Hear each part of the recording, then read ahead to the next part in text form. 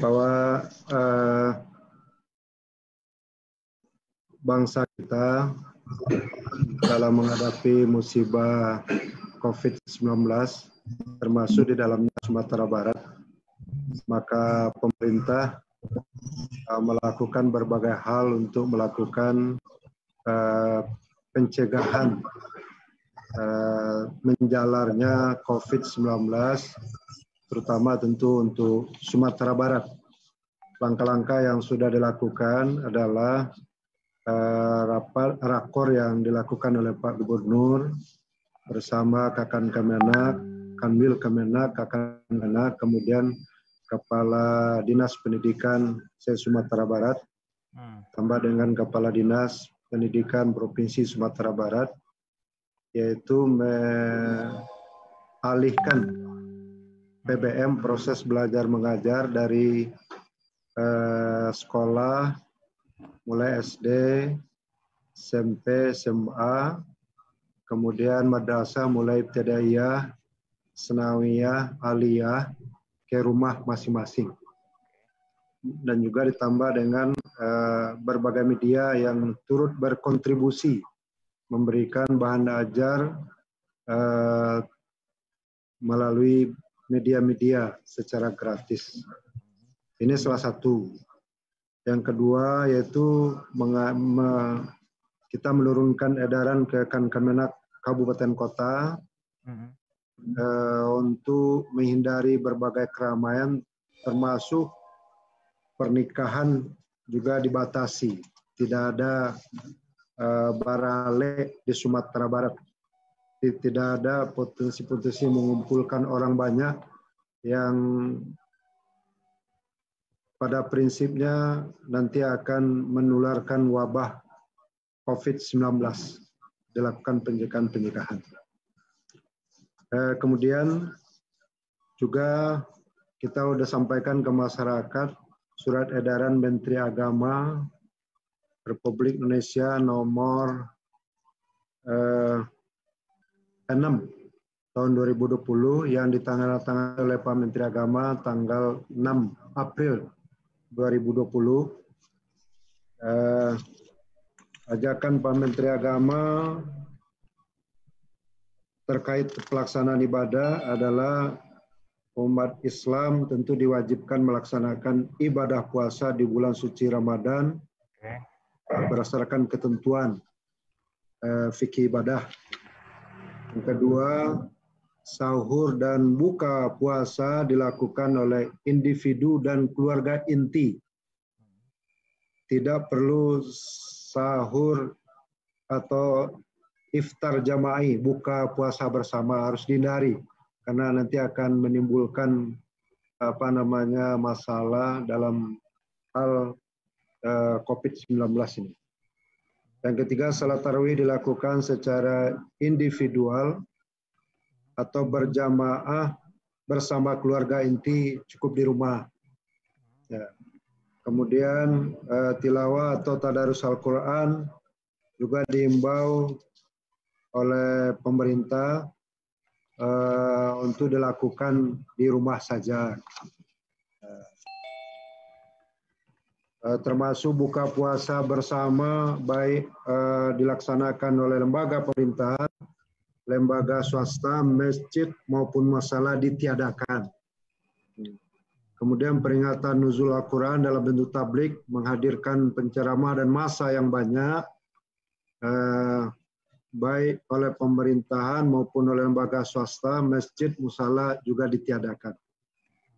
Kemudian tidak melakukan i'tikaf di 10 malam terakhir bulan Ramadan di masjid atau musala.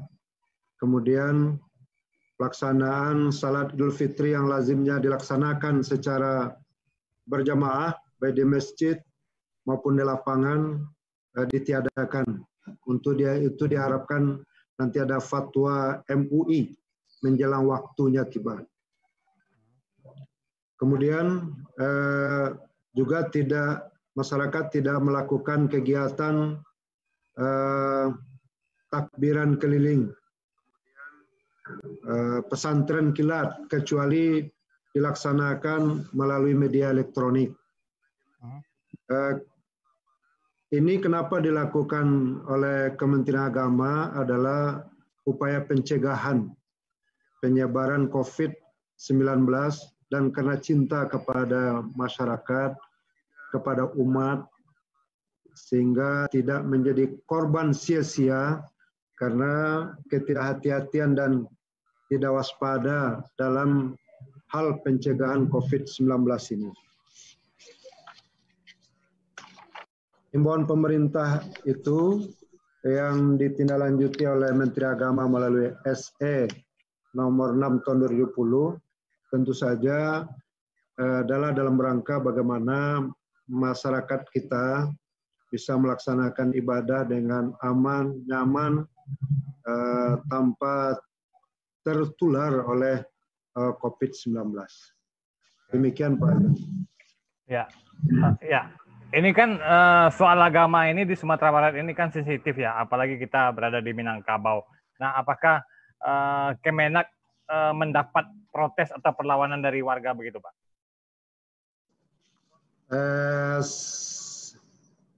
Sampai hari ini tentu saja masyarakat Sumatera Barat akan melihat secara positif dan maslahah. Ini kan kemaslahatan umat yang harus didahulukan, ya, karena ujung-ujungnya kalau protokol kesehatan tidak dilaksanakan, tentu yang akan korban adalah masyarakat juga. Nah, dalam hal ini tentu umat Islam Sumatera Barat. Maka tentu sebagai orang yang beriman, maka pemerintah selalu memberikan solusi kepada umat, kepada masyarakat, agar mereka tidak korban sia-sia karena tidak mematuhi protokol kesehatan yang dikeluarkan oleh pemerintah. Ya, sampai hari ini pada prakteknya kan masih ada setidaknya yang keluar pengurus masjid misalnya ada yang keluar dari himbauan dan ajakan itu. Nah, itu Kemenak bisa melakukan intervensi tidak, Pak?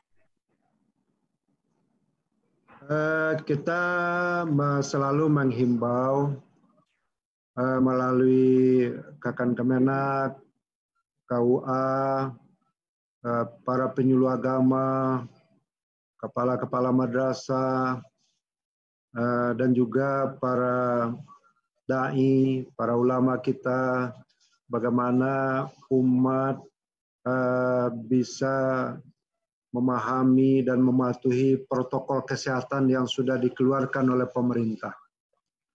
Baik oleh pemerintah pusat tentunya, maupun kebijakan yang dibuat oleh masing-masing kepala daerah.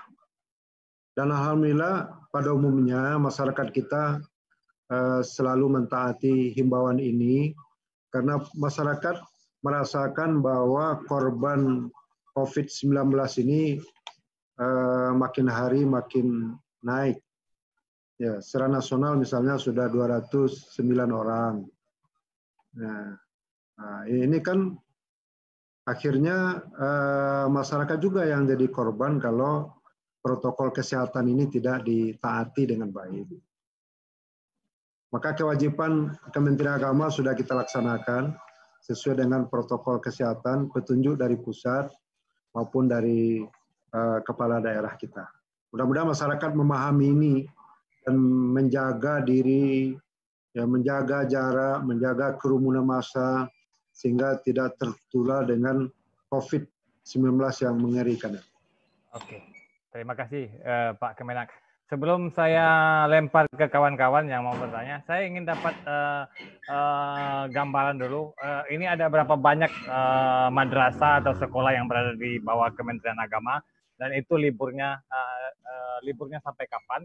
Itu yang kedua adalah informasi tentang seberapa banyak tempat ibadah di Sumatera Barat. Apakah Kemenak punya catatan? Bisa Bapak paparkan di sini. Kurang jelas yang terakhir, Pak Jan. Berapa banyak tempat ibadah yang ada di Sumatera Barat ini? Mungkin bisa Bapak paparkan berapa banyak? Ya. Madrasah kita di Sumatera Barat ada 1.127, baik negeri maupun swasta. Kemudian pondok pesantren kita di Sumatera Barat ada 232. Semuanya sampai hari ini alhamdulillah mentaati protokol kesehatan yang dikeluarkan oleh pemerintah. Semuanya proses belajar mengajarnya beralih ke rumah masing-masing dengan memberikan berbagai tugas-tugas oleh masing-masing guru secara online. Dan tentu saja ini upaya-upaya Kementerian Agama untuk bagaimana melakukan pencegahan menyebarnya virus corona ini di Sumatera Barat. Maka itu yang kita lakukan berdasarkan petunjuk Menteri Agama dan Gubernur Sumatera Barat serta Kepala Daerah se-Sumatera Barat. Kemudian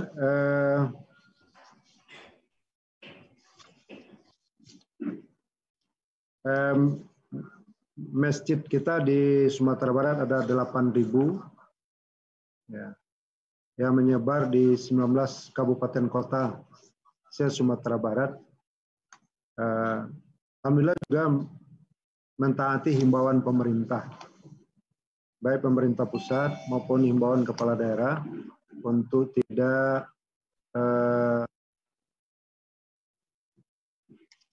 menghindari keramaian yang bisa menimbulkan dampak COVID-19 di tengah-tengah masyarakat. Itu kira-kira Pak John. Ke kawan-kawan, saya lempar ke kawan-kawan. Terima kasih Pak Kemenak atas keterangan-keterangannya. Kita hari ini dapat informasi, kita juga live di Radio LC Bukit Tinggi, Pak. Baik, kawan-kawan yang mau bertanya, saya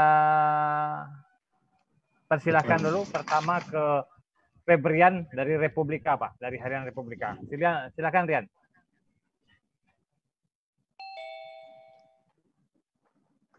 Ya, Assalamualaikum Pak Kanwil. Halo. Waalaikumsalam warahmatullahi wabarakatuh. Sebentar Pak. Pertama saya ingin menanyakan Idul Fitri Pak Kanwil. Kalau misalnya tidak ditiadakan sholat Id di lapangan atau di masjid, kira-kira untuk kita supaya tetap bergairah untuk menjalani hari Idul Fitri itu apa aja yang dilakukan ya Pak? Terus yang kedua, kan ada imbauan dari Wakil Presiden Kiai Ma'ruf Amin untuk membayar zakat lebih di awal Pak, karena kita sekarang lebih banyak masyarakat yang membutuhkan, dan kalau di Sumbar sendiri bagaimana penerapannya untuk imbauan zakat lebih awal dibanding waktunya yang kan yang afdal itu lebih di akhir-akhir Pak ya. Terus satu lagi Pak, dua aja dulu Pak, kebanyakan itu aja dulu Pak Kamil. Terkait dengan salat Idul Fitri yang lazimnya dilaksanakan secara berjamaah baik di masjid maupun di lapangan, Menteri Agama menghimbau untuk sementara ditiadakan. Dan diharapkan nanti terbitnya fatwa MUI menjelang waktunya. Karena situasi kondisi hari ini menyebabkan kebijakan itu dikeluarkan.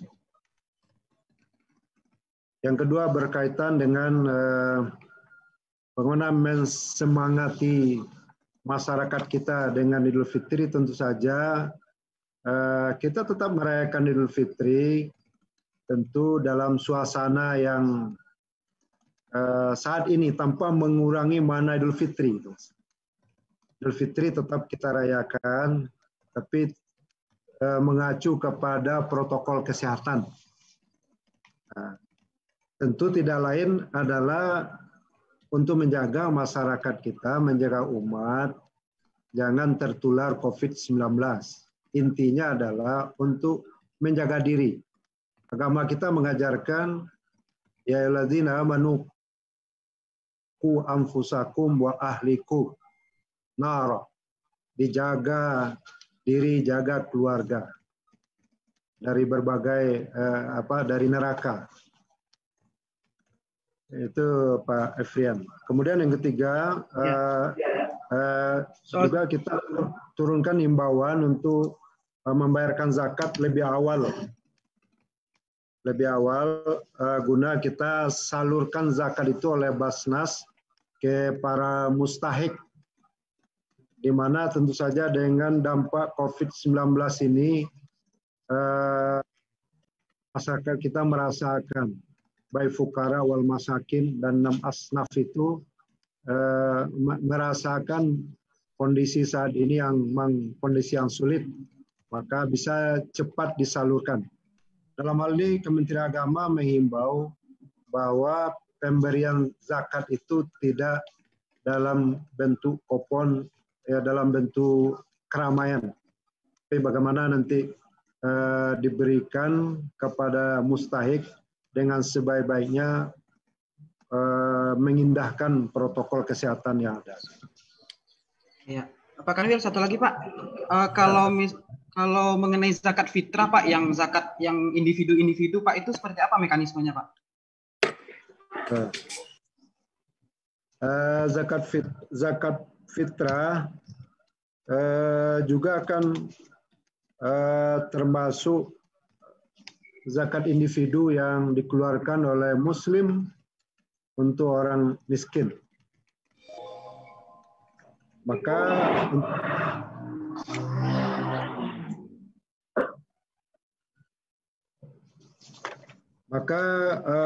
pemerintah menghimbau kepada panitia pengumpul zakat fitrah, apakah itu Basnas, apakah itu panitia yang dibentuk oleh Masjid Musala, untuk menghindari penyaluran zakat fitrah itu kepada mustahik melalui tukar kupon dan mengadakan pengumpulan orang. Sehingga nanti dengan cara itu, maka sebagai salah satu upaya pencegahan penularan COVID-19 kepada masyarakat kita.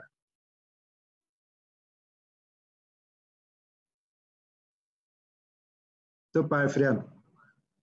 Sudah terjawab, Febrian? Sudah, Om John. Terima kasih. Oh ya.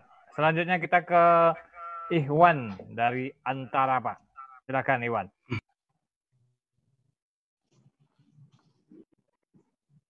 Tes. Assalamualaikum. Waalaikumsalam, Pak Iwan. Sehat, Pak Iwan? Alhamdulillah, Pak. Langsung saja, Pak. Pertanyaan yang pertama. Saya membaca ada surat edaran dari Dirjen Bimas Islam bahwasanya untuk warga yang ingin menikah itu hanya dilayani yang mendaftar sebelum 1 April ini. Artinya bagi warga yang ingin menikah tapi dia mendaftarnya setelah 1 April itu belum akan dilayani. Biasanya kan tradisi warga kita setelah Lebaran itu banyak yang menikah gitu kan. Jadi sampai kapan ditutup sementara layanan untuk akad nikah ini? Kan kasihan juga warga yang sudah membuat kesepakatan tapi dari KUA-nya belum bisa melayani. Itu yang pertama, Pak. Kemudian yang kedua, terkait dengan bagaimana perkembangan persiapan ibadah haji kita. Apakah Arab Saudi sendiri saat ini siap untuk melaksanakannya atau tidak, dan bagaimana perkembangannya di daerah kita? 2 itu dulu, Pak. Terima kasih. Yang terakhir kurang jelas, Pak Iwan. Persiapan pelaksanaan ibadah haji, Pak. Oh, ibadah haji. Iya, Pak. Ya, ini sekaligus juga menanyakan yang pertanyaan yang kedua itu. Sekaligus saya mau menambahkan pertanyaan dari Melati RRI. Jadi apakah sudah ada, dia mempertanyakan juga soal haji ini, bagaimana, apakah sudah ada keputusan atau belum, begitu Pak. Berkaitan dengan pernikahan, Pak Iwan, Ya, Pak. Pendaftaran nikah itu tetap dibuka secara online melalui web simkah.kemenak.go.id.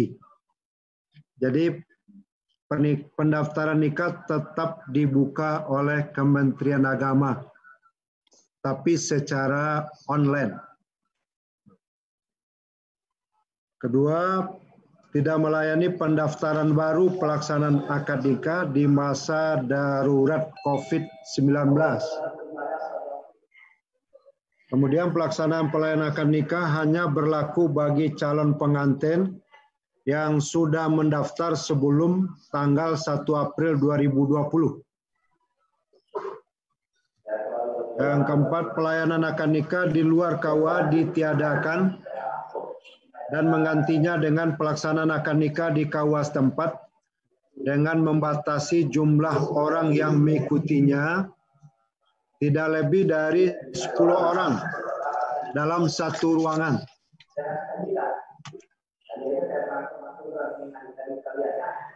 Kemudian kepada seluruh orang yang ikut dan melaksanakan prosesi akad nikah diminta untuk membasuh tangan dengan sabun dan menggunakan masker. Khusus petugas wali nikah dan catin laki-laki diwajibkan memakai sarung tangan saat ijab kabul. Kemudian tetap memberikan pelayanan konsultasi dan informasi kepada masyarakat yang dilaksanakan secara daring atau online. Kemudian KUA nanti memberikan nomor kontak atau email petugas layanan KUA kepada masyarakat agar layanan tetap terlaksana secara optimal. Kemudian tidak memperkenankan pelaksanaan akad nikah secara online, baik melalui telepon, video call, atau penggunaan aplikasi berbasis web lainnya. Itu beberapa kebijakan tentang pelaksanaan pernikahan yang dikeluarkan oleh Kementerian Agama, Pak Iwan. Kemudian berkaitan dengan haji, dalam situasi COVID-19 ini, semua persiapan penyelesaian dokumen pemberangkatan jamaah haji tahun 1441 Hijriah atau 2020 Masehi tetap terus diselesaikan. Sampai saat ini belum ada penundaan pemberangkatan jamaah haji tahun 1441 Hijriah 2020 Masehi dari pemerintah Arab Saudi. Ketiga, Kementerian Agama tetap memantau dan membantu kelancaran hal-hal yang terkait pelunasan biaya haji sesuai aturan yang berlaku. Bila pelaksanaan ibadah haji nantinya ditunda, maka biaya pelunasan yang telah disetor oleh jamaah dapat dikembalikan. Bila jamaah mengambil biaya pelunasan yang telah disetor, maka porsinya menjadi kuota waiting list atau daftar tunggu. Bila jamaah tidak mengambil biaya pelunasan, maka jamaah tersebut menjadi lunas tunda pada tahun berikutnya. Ini andaikan pelaksanaan ibadah haji ditunda. Kelima, data jamaah haji Sumatera Barat berjumlah 4.613 orang. Terdiri dari jemaah reguler itu 4.525 orang, jemaah lansia 46 orang, petugas TPHD ada 36 orang, pembimbing KBIH ada 6 orang. Keenam, pemberangkatan jamaah haji kloter 1 insya Allah tanggal 26 Juni 2020.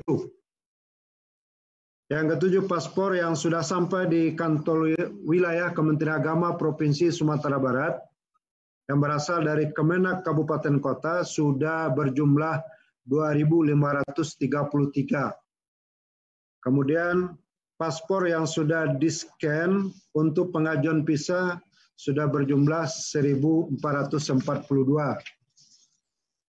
Kemudian jumlah jamaah yang sudah melunasi sampai hari ini 3.281 orang.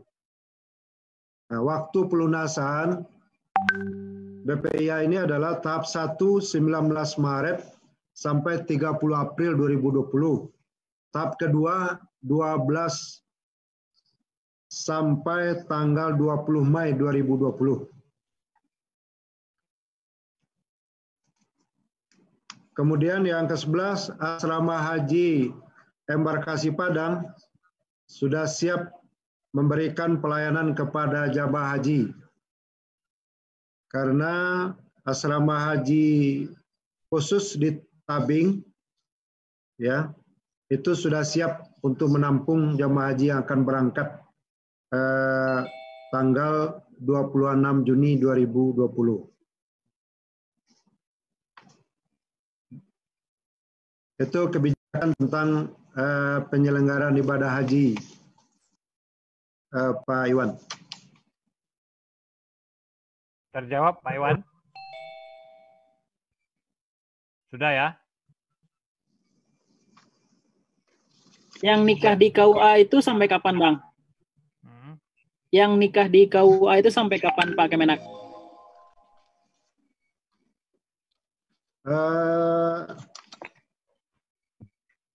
Tadi sudah kita jelaskan bahwa untuk pendaftaran pernikahan dilakukan secara online untuk 1 April ke atas. Kemudian untuk pernikahannya tetap dibuka.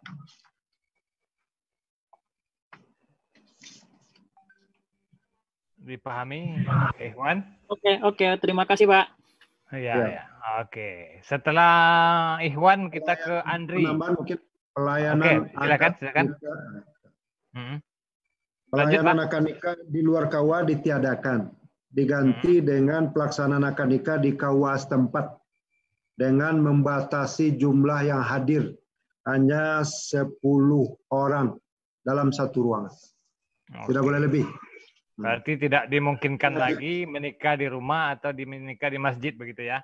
Harus di KUA, guna itu pencegahan COVID-19. Oke. Itu kebijakan yang dikeluarkan oleh Kementerian Agama Republik Indonesia. Oke, kita selanjutnya ke Andri dari TV One. Andri. Oke, Assalamualaikum Pak Kanwil. Waalaikumsalam warahmatullahi wabarakatuh. Sebenarnya pertanyaannya sama dengan Ikhwan tadi Pak Kanwil. Cuman menanyakan gini Pak Kanwil. Berarti kan 1 April ke atas pendaftarannya online ya Pak Kanwil ya untuk nikah. Ya. Gini Pak Kanwil. Jadi kan nikah adik saya mau nikah nih setelah Lebaran nanti. Cuman domisilinya di Pekanbaru gitu. Nikahnya mau di sini. Cuman kalau mengurus surat pindah nikahnya itu bagaimana itu Pak Kanwil gitu? Itu permasalahannya. Kita surat pindah nikahnya itu kan dia sekarang domisilinya di KTP-nya itu di Pekanbaru gitu. Pak Kanwil gimana Pak Kanwil solusinya? Assalamualaikum. Kurang jelas Pak Andri, tolong ulang. Ini Pak Kanwil. Dari mana? Domisili yang mau nikah ini kan di Pekanbaru. Jadi kan kalau prosedurnya kita kan ngurus surat pindah domisili dulu, istilahnya surat pindah nikah gitu kan dari Pekanbaru ke Padang gitu kan. Jadi sekarang dengan wabah ini apakah bisa dipermudah kita mengurusnya secara online aja atau gimana gitu? Pak Kanwil gimana Pak Kanwil? Ya, sesuai dengan prosedur yang ada tentu ada rekomendasi pindah dari Pekanbaru ke Sumatera Barat. Nanti dibawa ke KUA masing-masing. Tapi dengan wabah ini apakah mungkin kita tapi segala surat penyuratan dipindahkan ke online gitu kan Pak Kanwil ya? Itu gimana itu statusnya gitu? Tentu yang mengeluarkan nanti yang di Pekanbaru juga secara online bisa ke Padang. Oh bisa ya Pak Kanwil ya? Berarti kita mengurus di KUA di Pekanbaru secara online aja gitu ya? Secara online. Oh, Boleh. gitu. Kan udah Boleh, udah dijelaskan tadi. Karena Jadi tidak mulai 1 memungkinkan. April itu pendaftaran nikahnya Mm-mm. tetap dibuka secara online. Jadi tidak lagi secara manual.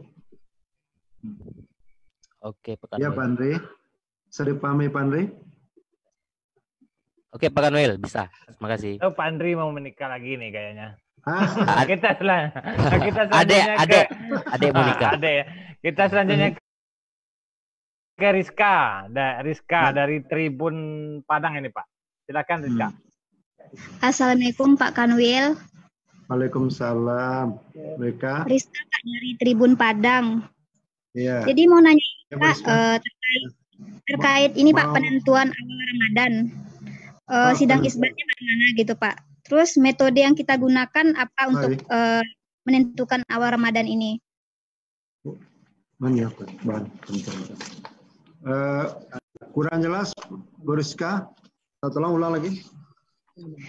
Terkait ini Pak penentuan awal Ramadan dan bagaimana metode yang kita gunakan gitu? Ya. Berdasarkan petunjuk dari Dirjen Bimas Islam, Kementerian Agama, bahwa hisab ru'yat akan tetap dilaksanakan sesuai dengan tahapan-tahapannya, tapi ada dengan mentaati protokol kesehatan. Kalau yang selama ini mungkin mengumpulkan banyak orang, maka untuk besok dibatasi. Tidak lebih dari 10 orang.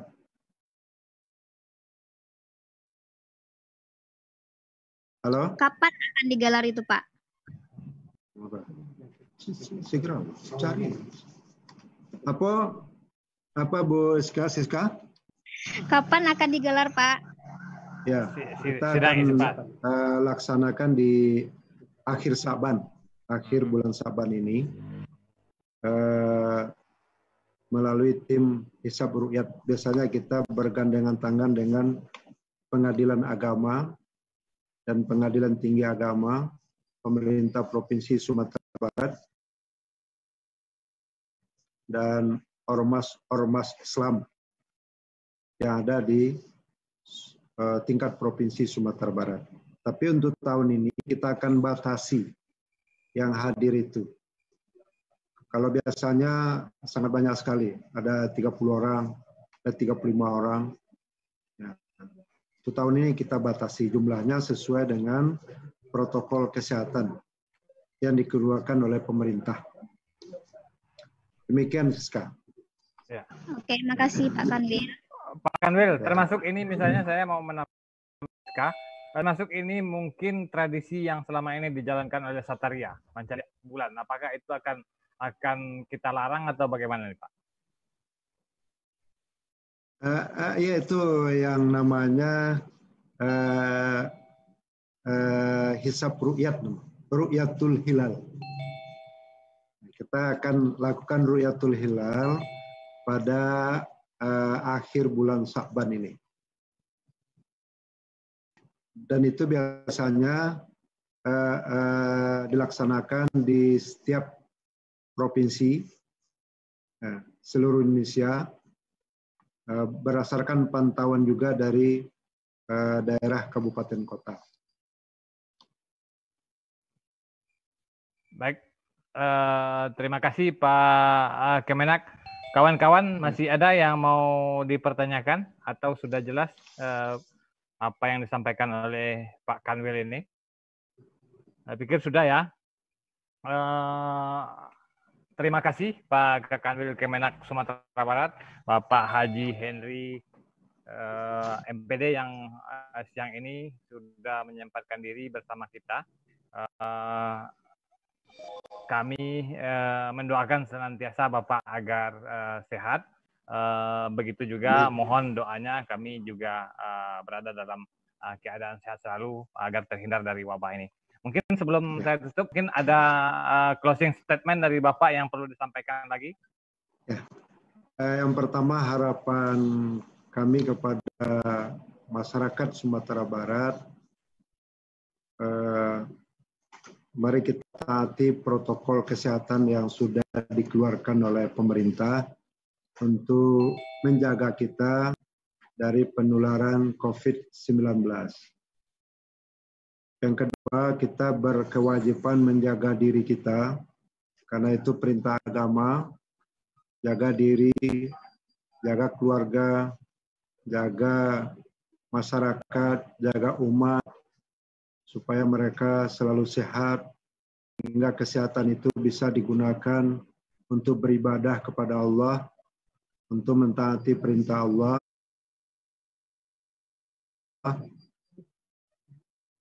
Yang ketiga, kami himbau kepada masyarakat Sumatera Barat agar selalu menjaga kebersihan, jaga jarak, hindari kerumunan, keramaian yang menimbulkan potensi menularnya COVID-19, sehingga tentu saja selalu mencuci tangan.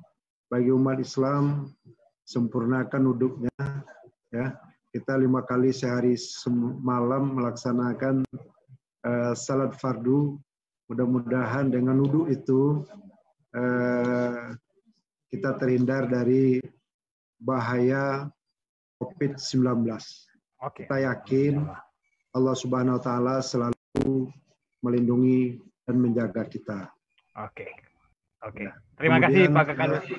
Ya, yang terakhir, terima kasih kepada Pak Menteri Agama Republik Indonesia yang selalu memberikan arahan, petunjuk untuk diteruskan ke masyarakat dalam rangka mentaati protokol kesehatan ini untuk menjaga umat, menjaga masyarakat.